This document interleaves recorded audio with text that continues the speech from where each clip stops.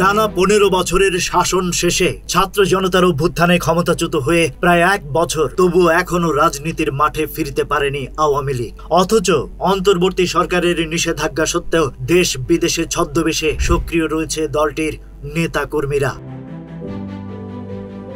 এমন পরিস্থিতিতে ফের সহিংসতা সৃষ্টির আশঙ্কায় 11 দিনের জন্য সারা দেশে বিশেষ সতর্কতা জারি করেছে আইন শৃঙ্খলা বাহিনী। পুলিশের বিশেষ শাখা আশঙ্কা করছে এই সময়ে অনলাইন অফলাইনে সংগঠিত প্রচারণার মাধ্যমে সহিংসতা, নৈরাজ্য বা হামলার পরিকল্পনা হতে পারে। বিশেষ করে ঐতিহাসিক জুলাই অভ্যুত্থানের বর্ষপূর্তি ঘিরে সরকার বিরোধী কর্মসূচিকে ঘিরে পরিস্থিতি উত্তপ্ত হওয়ার আশঙ্কা সবচেয়ে বেশি।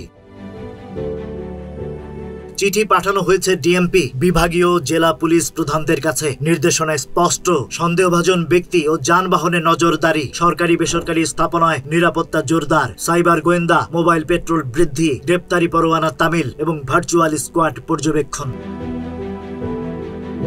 স্বরাষ্ট্র উপদেষ্টা জাহাঙ্গীর আলম চৌধুরী বলেন, আওয়ামী লীগের দোসররা দেশে বিদেশে বসে রাজনৈতিক নৈরাজ্য তৈরির ষড়যন্ত্র করছে। পাচার করা টাকা ফিরিয়ে এনে দেশ অস্থিতিশীল করার চেষ্টা চলছে। কাউকে ছাড় দেওয়া হবে না। 11 দিন 29 জুলাই থেকে 8 আগস্ট, নজরে পুরো দেশ। সতর্ক আছে প্রশাসন। এখন চোখ জনগণের সচেতনতার দিকে।